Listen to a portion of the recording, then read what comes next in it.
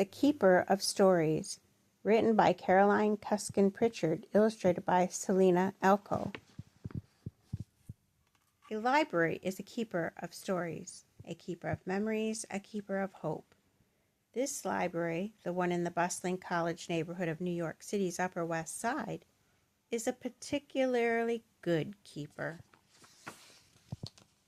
Founded in 1893, this trusted keeper was one of the biggest and proudest of its kind. It held 10 floors of tales from all around the world and back again. They were the stories of the Jewish people, precious stories of how their ancestors sang and studied and feasted and faltered and prayed and persisted. Students and strangers, Jews and non-Jews alike, all flocked to the keeper, running their fingers across the old, the rare, the sacred. When others tried to erase these stories and their tellers, the keeper welcomed the words that were safe nowhere else. But one April morning in 1966, on a top floor of the peaceful tower, a spark snarled into a twisted flame.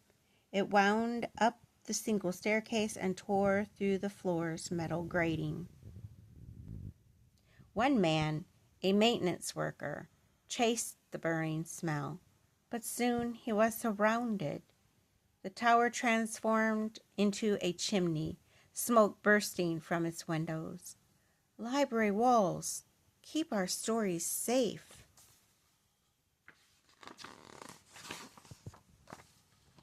Alarms blared, trucks raced, ladders stretched, hoses filled.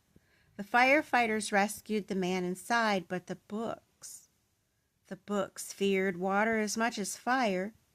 So the firefighters draped themselves below as the flames crawled closer. Canvas blankets keep our stories alive. And then the water surged.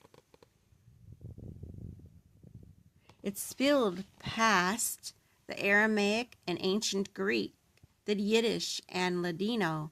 It tumbled through medical texts and medieval love stories. It blasted over bindings, book after book. It wrestled the fire until the sun sank behind the city's skyline. Rushing water, keep our stories alive. The next morning, people lined the streets. The books, the books. What had happened to the books?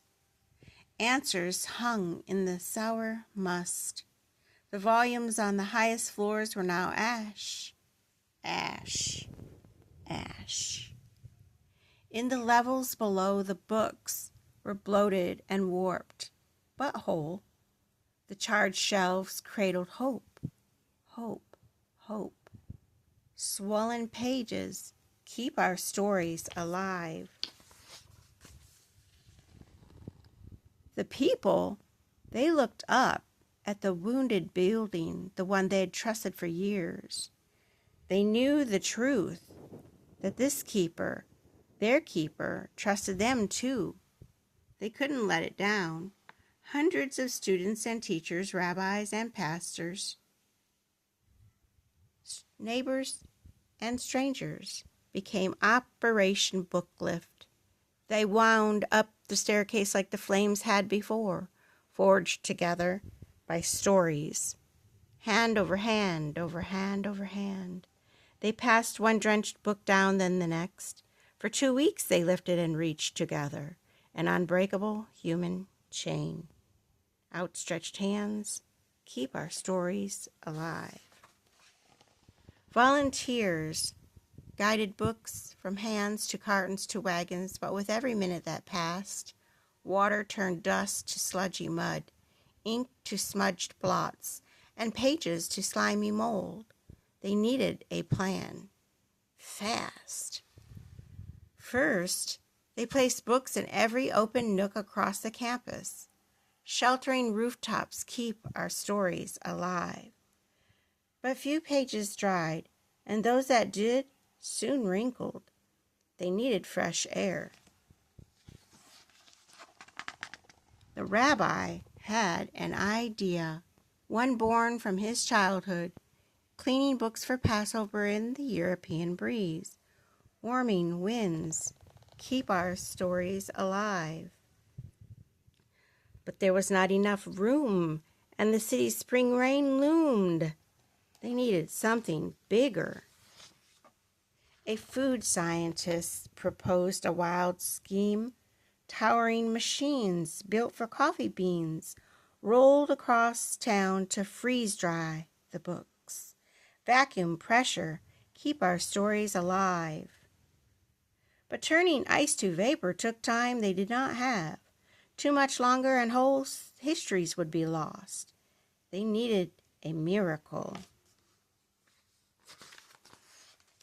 Finally, one volunteer presented a book to the rabbi, a book layered with paper towels pressed between its pages, a now dry, safe book, and everything changed. Sheet after sheet keep our stories alive. All they needed now were thousands of hands.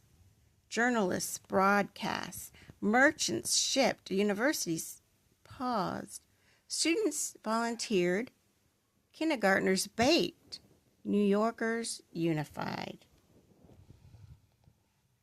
Side by side, volunteers dried millions of pages. Side by side, they sang and studied and feasted and faltered and prayed and persisted. Side by side, they promised, you and me, we will keep our stories alive. Together, they saved 170,000 books and launched a new beginning. Today, 2 new libraries later, the story of the fire still lives inside every stain, rip, and wrinkle.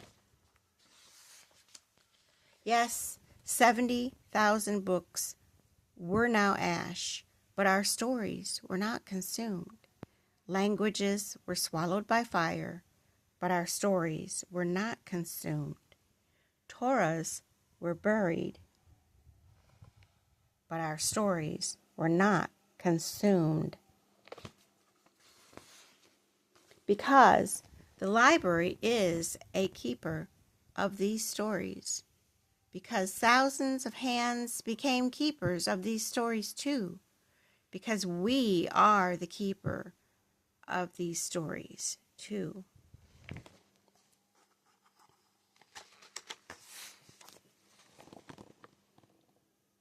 The firefighters preparing hoses to put out the fire.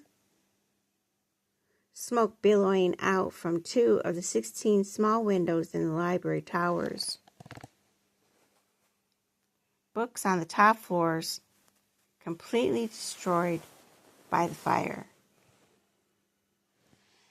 The Jewish Theological Seminary Library fire of 1966.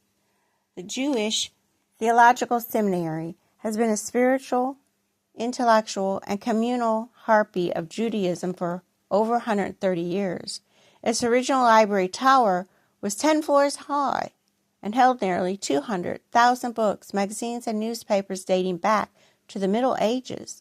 It even held Torah scrolls from Danzig, Poland, which local leaders sent to the library for safekeeping before their town, with nearly 10,000 Jews, fell to total Nazi control. On the morning of April 18, 1966, a fire broke out on one of the top floors of the library. 35 fire companies from across New York City raced to the seminary. They fought the blaze for 9 hours with nearly 70 firefighters needing treatment for exhaustion and smoke inhalation. 70,000 books were completely destroyed, most located on the top 3 floors of the tower. Though they had escaped the horrors of World War II, the Torah scrolls of Danzig were lost in the fire too. Following Jewish law and custom, seminary and community leaders came together to bury the remains of the scrolls in a nearby Jewish cemetery. For 2 weeks, strangers came together in Operation Book Lift to pass books down a human chain into cartons donated by delivery companies, which were then put on carts and temporary shelving provided by librarians across the city. The volunteers tried everything, standing the books up to dry across campus, spreading them out on the courtyard, even freeze-drying them with the help of General Foods, scientists, engineers, and machines. What finally worked, though, was the process of interleafing, which involved inserting a paper towel in between every 2 pages of a book, then repeating the process over and over again. Thousands of volunteers returned and sat side by side to save an estimated 170,000 books with paper towels sent from manufacturers all over the city. Everyone played a role, even the preschoolers from the neighboring Riverside Church School, who raised $62.65 in a bake sale to help the rescue efforts.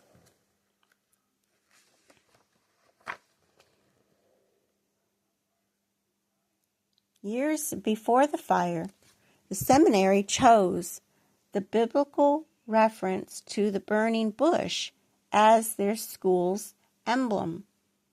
A sculpture depicting a blaze engulfing a bush was mounted on the very front of the library's entrance.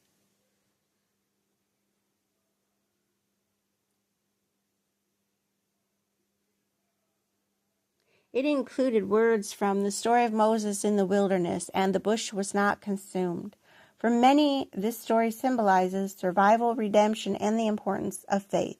Just like the 170,000 books the community saved, the sculpture itself was not consumed by the library's catastrophic fire.